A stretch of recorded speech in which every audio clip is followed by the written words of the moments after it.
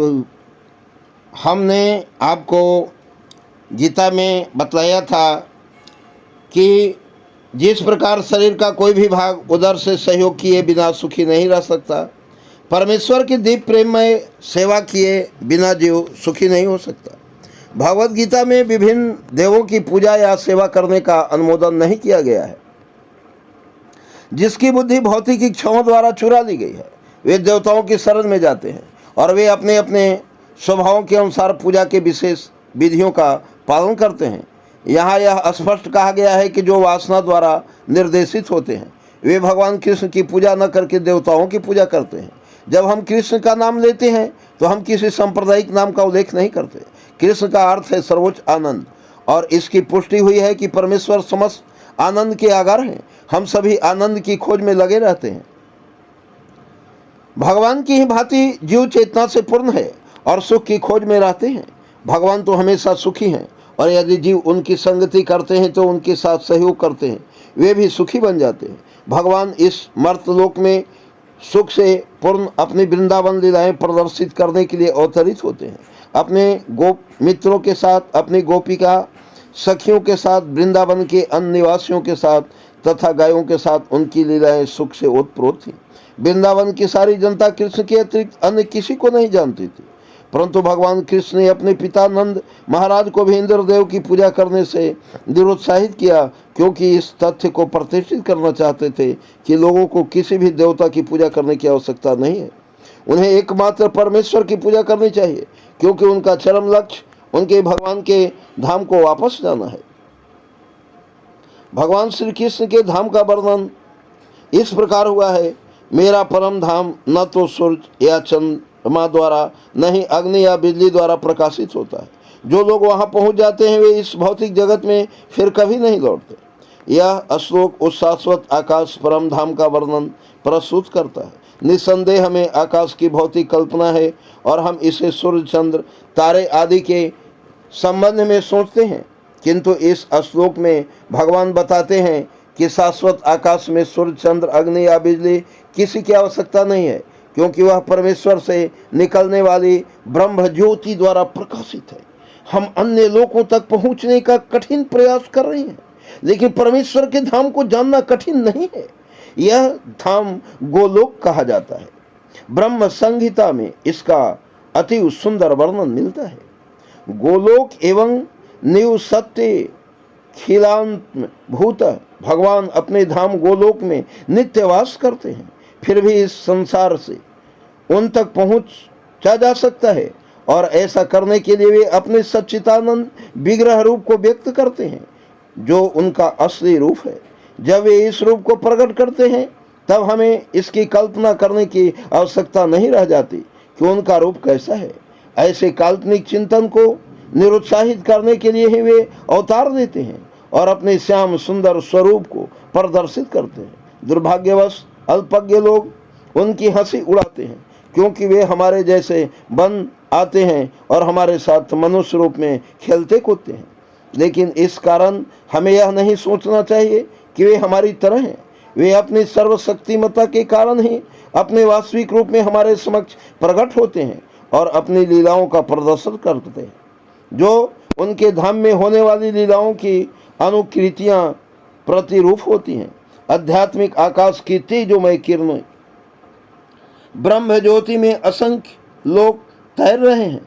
यह ब्रह्म ज्योति परम धाम कृष्ण लोक से अद्भुत होती है, और आनंदमय तथा चिन्हमय लोक जो भौतिक नहीं है इसी ज्योति में तैरते रहते हैं। भगवान कहते हैं, न तद्भासयते सूर्यो न शशांको न पावक यद् गत्वा न निर्वंतते तद्धाम परम मम। जो इस आध्यात्मिक आकाश तक पहुंच जाता है उसे इस भौतिक आकाश में लौटने की आवश्यकता नहीं रह जाती। भौतिक आकाश में यदि हम सर्वोच्च लोक ब्रह्मलोक को भी प्राप्त कर लें, चंद्रलोक का तो कहना ही क्या, तो वहाँ भी वही जीवन की परिस्थितियाँ, जन्म, मृत्यु, व्याधि तथा जरा होंगी। भौतिक ब्रह्मांड का कोई भी लोक संसार के इन चार नियमों से मुक्त नहीं है। सारे जीव एक लोक से दूसरे लोक में विचरण कर रहे हैं, किंतु ऐसा नहीं है कि हम यांत्रिक व्यवस्था करके किसी लोक में जाना चाहें वहाँ चले जाएं। यदि हम किसी अन्य लोक में जाना चाहते हैं तो उसकी विधि होती है, इसका भी उल्लेख हुआ है। यान्ति देवव्रता देवाने पितरे नयांति प्रीतिव्रता। यदि हम इस लोक से दूसरे लोक में विचरण करना चाहते हैं तो उसके लिए किसी आंतरिक व्यवस्था की आवश्यकता नहीं है। गीता का उपदेश है, यांत्रि देवव्रता देवान चंद्र सूर्य तथा उच्चतर लोक स्वर्ग लोक कहलाती हैं। लोगों को की 3 विभिन्न स्थितियां हैं, उच्चतर, मध्य तथा निम्नतर लोक। पृथ्वी मध्य लोक में आती है।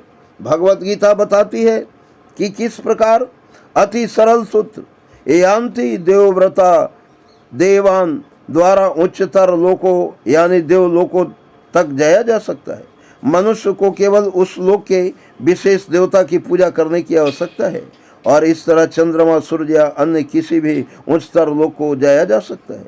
फिर भी भगवत गीता हमें इस भौतिक ब्रह्मांड के किसी लोक में जाने की सलाह नहीं देती, क्योंकि चाहे हम किसी आंतरिक युक्ति से 40,000 वर्षों और कौन इतने समय तक जीवित रहेगा तक यात्रा करके सर्वोच्च लोक ब्रह्मलोक क्यों न चले जाएं, किंतु फिर भी वहाँ हमें जन्म, मृत्यु, जरा तथा व्याधि जैसी भौतिक असुविधाओं से मुक्त नहीं मिल सकेगी। लेकिन जो परम लोक, कृष्ण लोक या आध्यात्मिक आकाश के किसी भी अन्य लोक में पहुँचना चाहता है उसे वहाँ से असुविधाएं नहीं होंगी।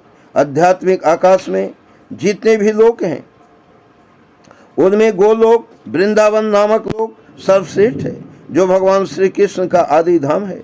यह सारी जानकारी भगवत गीता में दी हुई है और इसमें उपदेश दिया गया है कि किस प्रकार हम इस भौतिक जगत को छोड़ें और आध्यात्मिक आकाश में वास्तविक आनंदमय जीवन की शुरुआत कर सकते हैं।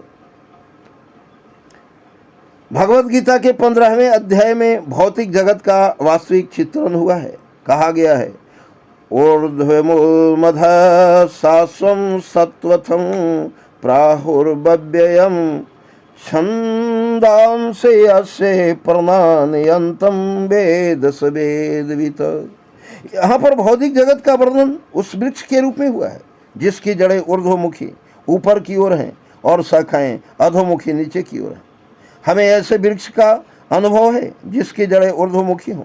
यदि कोई नदी या जलाशय के किनारे खड़ा होकर जल में वृक्षों का प्रतिबिंब देखे तो उसे सारे वृक्ष उल्टे दिखेंगे, शाखाएं नीचे की ओर और जड़ें ऊपर की ओर दिखेंगी। इस प्रकार यह भौतिक जगत भी आध्यात्मिक जगत का प्रतिबिंब है। यह भौतिक जगत वास्तविक का प्रतिबिंब छाया मात्र है। प्रतिबिंब में कोई वास्तविकता या सार नहीं होता, लेकिन प्रतिबिंब से हम यह समझ लेते हैं कि वस्तुतः वास्तविकता है। यद्यपि मरुस्थल में जल नहीं होता, लेकिन मृग मरीचिका बताती है कि जल जैसी वस्तु होती है। भौतिक जगत में न तो जल है न तो सुख है, लेकिन आध्यात्मिक जगत में वास्तविक सुख रूपी असली जल है। भगवत गीता में भगवान ने सुझाव दिया है कि हम निम्नलिखित प्रकार से आध्यात्मिक जगत की प्राप्ति कर सकते हैं। निर्विमान मोहा जित संग दोषा अध्यात्म नित्या विनिर्वृत कामा द्वंद्वैर विमुक्ता सुख दो संसर्गये चंदस्य मूढ़ा परम व्यसनम तत्ते। पदव्ययम अर्थात सनातन राज्य धाम की वही प्राप्त होता है जो निर्माण मोहा है। इसका अर्थ क्या हुआ? हम उप आधियों के पीछे पड़े रहते हैं। कोई महाशय बनना चाहता है, कोई प्रभु बनना चाहता है, तो कोई राष्ट्रपति या धनवान या राजा या कुछ और बनना चाहता है। परंतु जब तक हम इन उपाधियों से चिपके रहते हैं तब तक हम शरीर के प्रति आसक्त बने रहते हैं, क्योंकि ये उपाधियां शरीर से संबंधित होती हैं। लेकिन हम शरीर नहीं हैं और इसकी अनुभूति होना ही आध्यात्मिक अनुभूति की प्रथम अवस्था है। हम प्रकृति के 3 गुणों से जुड़े हुए हैं, किंतु भगवान की भक्तिमय सेवा द्वारा हमें इससे छूटना होगा। यदि हम भगवान की भक्तिमय सेवा के प्रति आसक्त नहीं होते तो प्रकृति के गुणों से छूट पाना दुष्कर है। उपाधियां तथा आसक्तियां हमारी काम वासना, इच्छा तथा प्रकृति पर प्रभुत्व जताने की चाह के कारण है। जब तक हम प्रकृति पर प्रभुत्व जताने की प्रवृत्ति को नहीं त्यागते, तब तक भगवान के धाम सनातन धाम को वापस जाने की कोई संभावना नहीं है।